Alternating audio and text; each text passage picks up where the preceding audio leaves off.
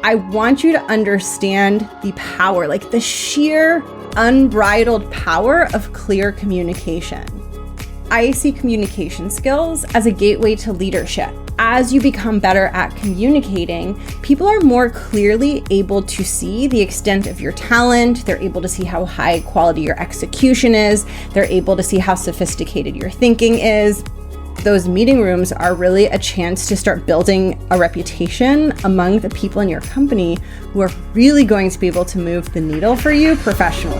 Welcome to the Art of Speaking Up, a podcast that helps professional women access the limitless potential that lies within them. I'm your host, Jessica Guzik, and my mission is to help you find that spark inside you that has the power to transform your career in ways you may not have thought possible. I'm so excited that you're here. And now, on to the show. Welcome to the podcast. Thank you so much for being here, for listening, for tuning in. I'm Jess. I am the host and creator of this podcast. I used to have a career in the corporate space. I had a very successful career as a corporate strategist. I advanced super quickly in my 9-to-5 career, even though I struggled with insecurities and with finding my voice. And these days I have transitioned out of that career and into what is now my second career, which is a full-time podcast host and career coach for women who supports women in building confidence and finding a super powerful voice and advancing into leadership positions. The idea of women moving upwards gets me very excited, makes me very happy, really motivates me. And that is the entire purpose of this show. And if you've been around here for a minute, you know that I like to talk about communication skills. Shocker. This show is called The Art of Speaking Up. And there's a reason for that. It's because I see communication skills as a gateway to leadership. As you become better at communicating, people are more clearly able to see the extent of your talent. They're able to see how high quality your execution is. They're able to see how sophisticated your thinking is. And the way that I think about it is like, you probably spend a portion of your day, not all of your day, but a chunk of your day, like sitting at your laptop doing your actual job. But no one's ever watching you do that, right? Where people are watching you is in meetings. So the impression that they form, a huge part of the impression that they form in terms of how good you are at your job happens in meetings. And so you want your communication skills to be equal to or better than your execution skills, because it's almost like people can only think you're as good as your communication skills, because your communication skills is how you talk to them about your work. And so when your communication skills are very sharp, people tend to see your work as very sharp. And of course, building communication skills, finding your voice, it requires courage, it requires effort. It is often a journey for almost every single one of my clients, pretty much every single one of them. And my hope is to help you with that journey. And today we are talking about a very foundational topic that is so important for you to wrap your head around and to eventually master, especially if ascending into leadership is important, if you want to be really successful in your career. And that is the topic of executive communication. So what I want to share with you today is some advice and some very concrete help to help you get better at executive communication. But before I share that, I want to briefly define what executive communication is and why it matters. Because when you are doing something like listening to the advice that I share on this podcast, if you know why you're doing it, you will be so much more effective in actually executing what I suggest. So, what is executive communication and why does it matter? Executive communication simply means that your communication is high enough quality to meet the very exacting standard of a highly experienced executive audience. So when you think about your career, there are all kinds of different people you will talk to when you have meetings, when you're sharing your work. You might be talking to people who report to you, right? So you might have more experience than the other people in the room. You might be sharing your work with peers, so you might have similar level of experience to people in the room. You might be sharing your work with your boss, so you're sharing your work with someone who has more experience than you. And as you move higher in an organization, as you gain more visibility, you will be in more and more rooms with people who have higher and higher titles. And when you can impress those audiences, it does wonders for your career for so many reasons, right? I could probably do an entire podcast episode just on the reasons why that's hugely impactful. But a couple big ones that come to mind is one, when highly influential people in your organization see you as a powerful communicator, their thoughts about you and how they think about like your competence and your skill level within the organization gets very favorable, and they eventually can become supporters and advocates for you. So it's sort of like those meeting rooms are really a chance to start building a reputation among the people in your company who are really going to be able to move the needle for you professionally. So that's one very important reason why communication skills matter so much. And this was a huge, huge, huge component, not the only component, but this was a massive component that helped me accelerate in my career to executive levels at a very young age. I reached official executive status at a very large, well-respected company, the Walt Disney Company, in my early 30s, partly because of this. So that's the first reason. But the second reason, which is equally important and very much connected to the first reason, is that the higher quality your communication, the higher quality engagement you will get in your meetings. So when your content is very clearly, crisply, and effectively communicated to your audience, they will listen more, they will pay attention more, they will interact more. The more that happens, the more they're going to be invested in the work that you're doing. There is a huge difference between you sharing your work with an audience full of people and that audience kind of like half listening, half checking their email, or maybe they're listening, but they're not like really super into it, versus you sharing with an audience of executives and they're asking questions and they're making comments and they're sharing ideas. The whole feeling of the conversation, the room, the meeting, it just completely shifts. And it starts to feel less like, oh, I'm just sharing my work with them and like I just have to like get through this PowerPoint and walk them through this stuff. It starts to feel less like that and more like, oh, we're partners in this. We're achieving this shared goal, this common objective together. And what you will find is as you cultivate that dynamic, your projects are going to get more buy-in. They're going to get more fuel behind them because your audience is going to care about the success of your work more. And part of the reason they care is because you're communicating it to them in a way that's very easily digestible for them. So you're making it really easy for them to interact and engage in your meeting, right? We really have to think about if we want our audience to engage with us, if we want them to think really highly of us, if we want them to respect us, if we want them to support our work, then it's our job as the communicator to make that easy for them. And that really is what executive communication is all about. It's about making it easy for your audience to listen, to engage, and to care about the work that you are sharing with them. Now, today I'm sharing a very specific skill. I would argue that executive communication, it's a whole set of skills. It's a portfolio of skills. And I teach that portfolio of skills in depth inside my group program, the Art of Speaking Up Academy. So I want you to think about executive communication as not just like one skill, but a toolbox with many different tools in it. And today we're pulling out one tool out of the toolbox. And we're specifically talking about how to create clarity and ease for your audience.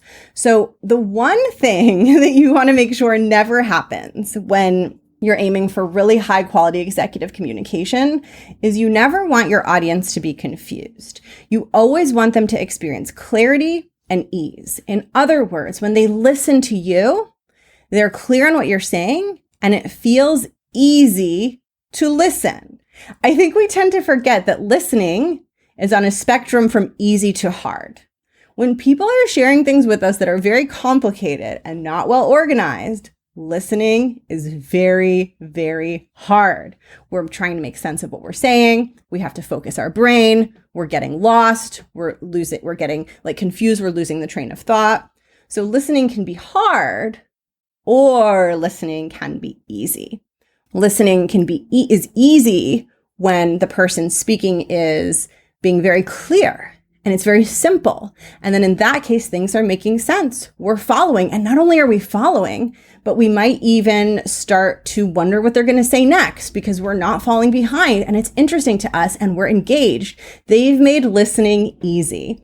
I use this analogy sometimes when I'm teaching in the Art of Speaking Up Academy or teaching executive communication to clients in various settings. But it's kind of the difference between walking into a really well-organized store. For me, the Apple Store always comes to mind because I think when you go to the Apple Store, it's relatively easy to find exactly what you need versus walking into a store that's not as well organized. Best Buy comes to mind, right? When I'm in a Best Buy type store, I feel like it takes a minute to be like, where the heck are like the headphones, right? It's just not that easy to find. Whereas like if I walk into an Apple store, I know exactly where to go to find the headphones. And that's a really great analogy to think about your audience having a hard listening experience versus an easy listening experience. When it's easy, they don't have to do all this extra mental work to get to where they're trying to go, which in the case of you speaking is where they're trying to go is to get to an understanding of what it is you're sharing. So today we're talking about how to do that. How to create more of that for your audience so that they engage, so that they think highly of you and your work. And I'm going to start with an analogy, and then I'm going to explain what this all means for you. So the analogy that I want to use is going to the airport and having a flight that you need to catch. Here's what I want you to imagine. You have a flight and you have just enough time to drive to the airport, get out of your Uber, get into the airport, go through security, find your gate, and board the plane. You have just enough time. Now, I also want you to imagine that you are flying out of an airport that you've never been to before. So you're going to order your Uber and go to the airport. Great. Everything's good. You get in your Uber, you get to the airport, you pull up your ticket. You're like, okay, I'm on Delta, flight, blah, blah, blah. Boards at this time, departs at this time. I don't have checked bags. Everything's good. And then you get to the airport and there are no signs. There are no signs for anything. So I literally want you to imagine the first sign we often see at the airport is departures versus arrival. You see this airport, there's an up ramp and a down ramp, but they're unlabeled. So your Uber's like, which way do we go? And you're like, I don't know. And then your Uber driver picks a route and then none of the terminals have labels. So you know how typically you drive through an airport and it's like Terminal 1, Terminal 2, Terminal 3, and it lists out all the airlines. There's nothing. You don't know the number. You don't know the airline. You don't know how many terminals total they are. You don't know where you are in the airport. And your Uber driver says like, okay, what airline are you flying? And you're like, Delta. And you both kind of look at each other and you have this moment where you're like, oh crap. Like I have just enough time to catch my flight under normal circumstances, but this airport is unlabeled. I don't even know if we're in arrivals versus departures. I don't know how many terminals there are. I don't know which terminals are what, and I have no idea where Delta is. So this is a very stressful situation. And for you to even find your terminal, you're going to have to put in a ton of legwork. You are probably going to have to get out of the Uber multiple times to ask people and get directions so that first you can figure out, am I even in the right place of arrivals versus departures? And then once you figure that out and you have that information, then you need to figure out what terminal Delta is in. And then you need to find that terminal because everything is unlabeled. So rather than what you thought was going to happen, which is like, okay, I'm going to cruise into the airport. I'm going to find my terminal. I'm going to get out of the Uber and I'm going to board my flight. You are like hustling to figure out where to even go. And you're getting stressed because you don't want to miss your flight, right? So then after a little bit of a runaround, asking people, getting out of the car, figuring out where the heck the Delta terminal is, you find it, you get out of the Uber and you're like, thank goodness, right? But then you get into the airport and there's still no labels anywhere. So you're like, okay, my ticket says gate 35, but I don't know how to get to gate 35 and I don't know what gate is gate 35. So you're in this unlabeled airport. You have to first figure out which security line is going to get me closer to gate 35. And then once you've gone through that security line, you have to find gate 35 because all of the gates are unlabeled. So you make it through security. You ask someone at a kiosk, they point you towards gate 35. You're sprinting and you're sweating and you're like running, and you get there because you're running out of time because you spent all this time trying to figure out how to find your plane. You finally get there. They're about to finish boarding. The doors are about to close. You get on that airplane. You run inside. You grab your seat. Everyone's sitting. They're all staring at you. They're like, what took this girl so long? And you're like, what? How did these people even know where to go? And you get on the plane and it begins to take off. Now, I want to ask you how you would be feeling emotionally at that moment. Do you think you'd be feeling good, or do you think you'd be feeling not so good? I know if it was me and I had that experience, I would be very, very agitated.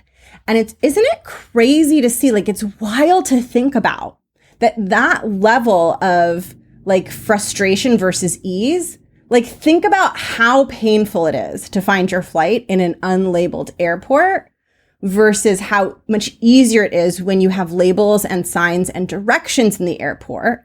And it's all because of one little thing that's different, which is that there are signs and labels. And when there are signs and labels at the airport, as long as we've given ourselves enough time, we know where the departures are. We know which terminal we're going to. We know where our airline is. We know which security line to go through. We know how to find our gate. All of those things are easy, and we get on the plane, and assuming we haven't had any other usual airport drama, we feel okay. But when all of those labels are missing, we have this horrible experience. And look, we got on the plane. You got to the plane. You made your flight. You didn't miss your flight, but you don't feel very happy about it. And you never want to go back to that airport ever again. Am I right? So the reason that I'm sharing this with you is because I want you to understand the power, like the sheer unbridled power of clear communication. A meeting where your communication is crisp and where you create clarity for your audience is like an airport with signs. Your audience will easily find their way to where they need to go, and they will board the plane feeling stable, good, and content. Whereas a meeting where you haven't created clarity for your audience and you haven't made it easy for your audience to listen to is like an airport without signs. Your audience will feel stressed out. They will feel confused. They will feel frustrated. And by the time they get on the plane or by the time they finish the meeting, they might not be so eager for the next one. And the same goes for like the positive side, right? When an airport is easy and well organized, it's like, oh my God, I wish I could fly out of that airport all of the time, right? Versus when it's crazy and chaotic and hard to find things, we tend to not want to re-experience it. So I really want you to think about your communication like an airport. And what I want to hammer home for you in this episode is that the way that we choose to communicate and structure our communication for our audience is going to determine whether it feels to them like an airport without signs or an airport with the most amazing, clear signs ever. And what tends to happen, what we will tend to do is not include enough signs, because in our work, it is so obvious to us what we're working on. It is so obvious to us what we're doing that we forget that our audience isn't in the day-to-day. So if there's someone at the airport, or actually either an airport or airline employee who, let's say like an employee who works for Delta, that employee doesn't need any of the signs, right? Like they could go into the unlabeled airport. They know where to go. They know where to park. They know where to get out to. They know where the gate is. They know everything, right? So they don't need any signs. So if we ask that employee to design the airport, they might forget to add the signs because they don't need them. This is how it is with our work. We become so familiar with it that we forget that our audience doesn't know their way around the airport, doesn't know their way around our work. And so we tend to under-label. And when we under-label, we tend to lean towards giving our audience more of the experience of the airport without any labels or without any signs. This is why it is so important when you are walking people through information to step back and ask yourself, if I share this with someone who not only knows nothing about this project, nothing about the work that I'm doing or why I'm doing it. Not only knows nothing about that, but this person is also coming into my meeting from a full day of back-to-back meetings on completely unrelated topics. And they are very busy and their brain is tired and they are a little bit distracted. If that person plopped into my meeting, would my meeting feel like the clearly labeled airport where they know exactly where to go and exactly how to get to their destination? This is how you need to speak to executives. Here's why. Executives are not in the weeds of your project, and they tend to be highly busy with their attention spread across lots of different things.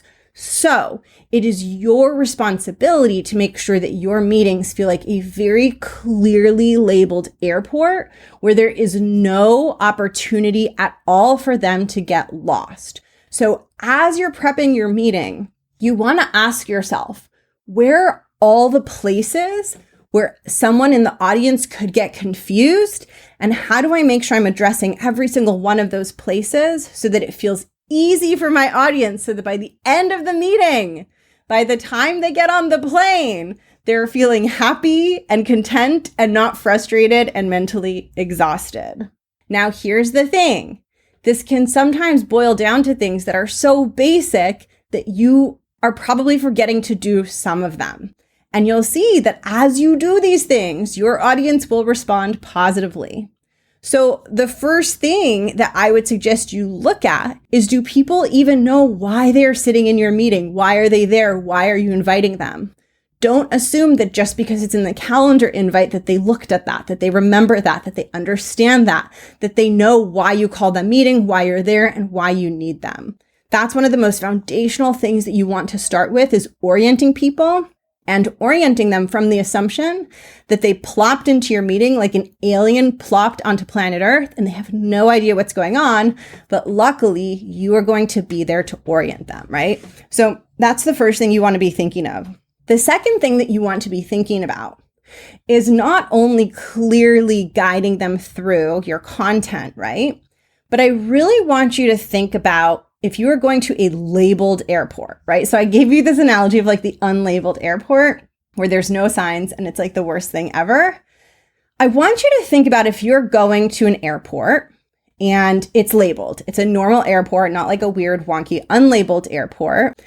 But before you go to the airport, you have like, I don't know, maybe you have a really good Uber driver. And the Uber driver is like, oh, you're flying Delta. Have you been to this airport before? And you're like, no, I haven't. And your Uber driver is like, oh, okay, cool. Let me just give you a heads up so that you can get to your gate really easily. So first of all, this airport has a zillion terminals, but you don't have to worry about that because Delta, it's in the first terminal. So we'll get there right away. Now, here's the thing. As soon as you enter the Delta terminal, it's like, it's always chaos. There's lines, there's people. You don't need to worry about all that because the security is to the right and there's usually not that many people off in that direction. So just as soon as you enter, don't even worry about all the lines in front of you. You're not checking bags, just go straight to security. And then as soon as you get past security, oh, what gate are you? Oh, you're gate 35. Okay. That gate is all the way at the end. So after you get past security, you're going to walk and it's going to feel like you're walking really far and you're going to wonder if you missed it. Just keep walking because you will get to a dead end and you will know when you're there. So now what that Uber driver has done is not only are you in an airport that has labels, but they've given you this wonderful, beautiful, generous blueprint to help you navigate the airport with more ease. And so they really helped you because of course you could have found it on your own, but with that insight, you now have additional context that's going to help you feel less stressed out about going where you're going, right? You have like the insider's perspective.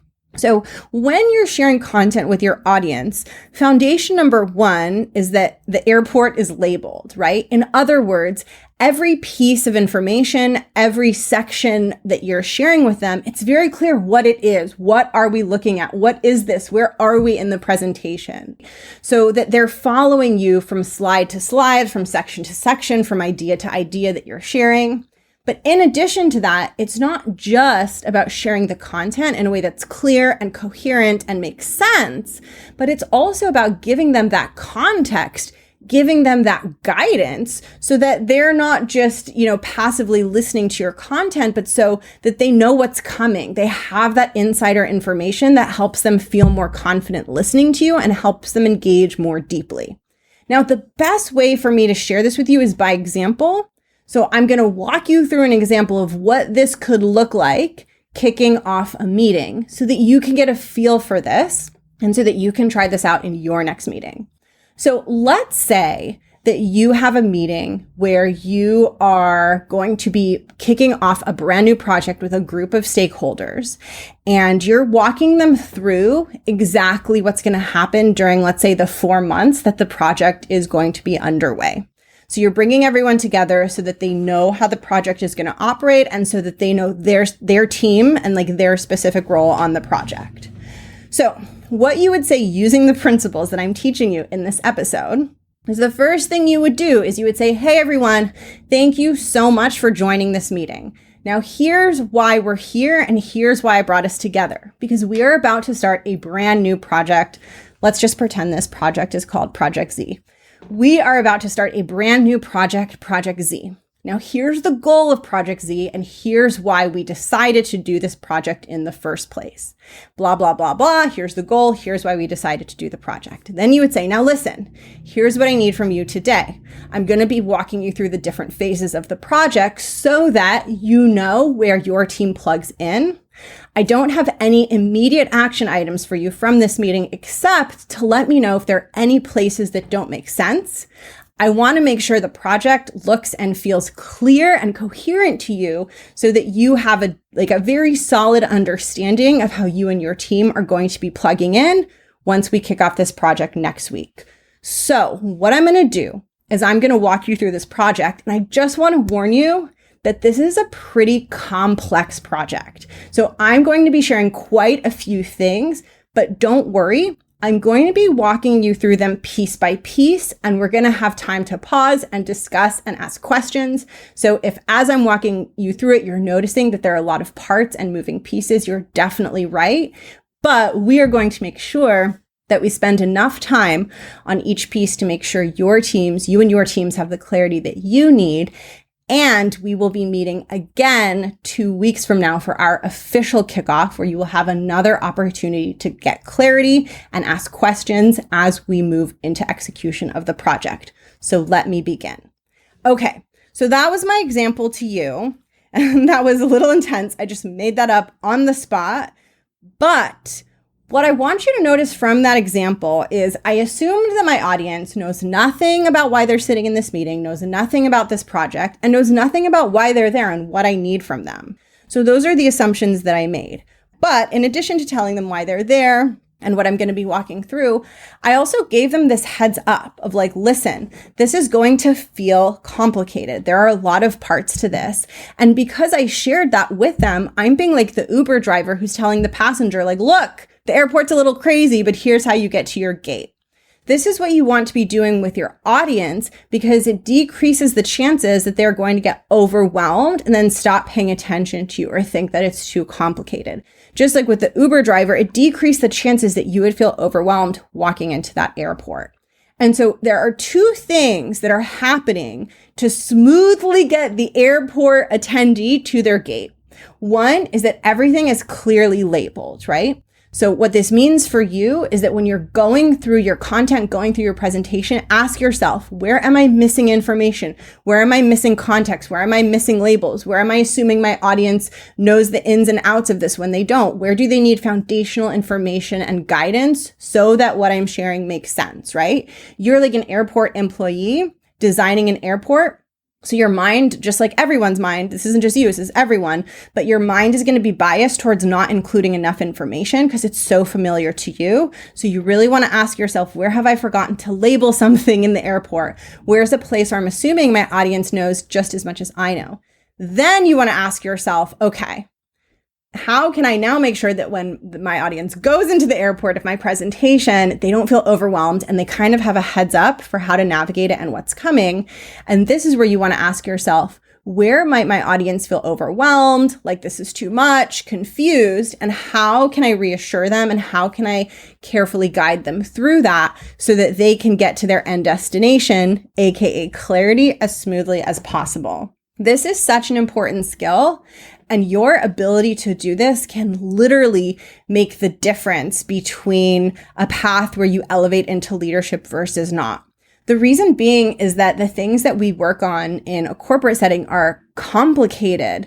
They are difficult. There are a lot of components to them. So creating simplicity, organizing, creating that smooth experience is really, really hard when your content is complex. So it is the people that are really good at doing that, who are able to take something complex, put it in front of a group of executives who are busy and distracted and not thinking about that topic all day long, and have that group of executives have a very positive, easy listening experience.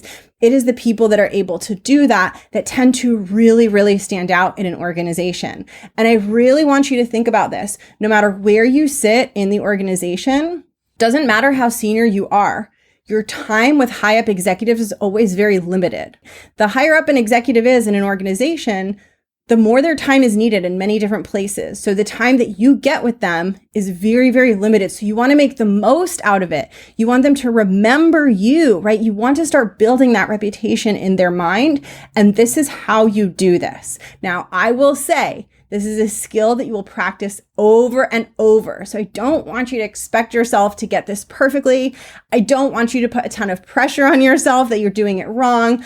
I just want you to stop and ask yourself before your next meeting, if my audience has no idea about this project, where are places where I can add a little more context, and where are the places where they might feel overwhelmed or confused, and how can I better guide them through those parts? Just doing that over and over again will have an enormous impact over the quality of your communication in the long run, which will have an enormous impact over the quality of your career in the long run. And of course, if you want to do this in a much deeper way, if you want to get into the application with me and learn this at a more detailed level, you will get to dive very deep into the Art of Speaking Up Academy. I teach you a full set of tools for executive communication, and I get really hands-on with you in terms of helping you learn how to create clarity and ease for your audience and learn how to take the concepts that I'm sharing and apply them to your content, right? So it's very much like the bridge between taking what you're learning in the podcast and being like, okay, now how do I go do that in a meeting? That is what I support you with in that program. The Art of Speaking Up Academy is not open for enrollment as of this episode coming out, but it does open for enrollment every several months. And the best way to find out and be first in line when doors open for the Art of Speaking Up Academy is to add yourself to the waitlist, which you can find at jessguzikcoaching.com/academy. I will also link it in the show notes. Thank you so much for tuning in today. I'm wishing you so much luck in your meetings. I know you're going to kill it. I know you can do this. I know you can learn this. I know you can get good at this. I believe in you so much. I hope that you can believe in yourself as much as I believe in you. And I'm wishing you so much luck, an amazing day, and an amazing week. Bye.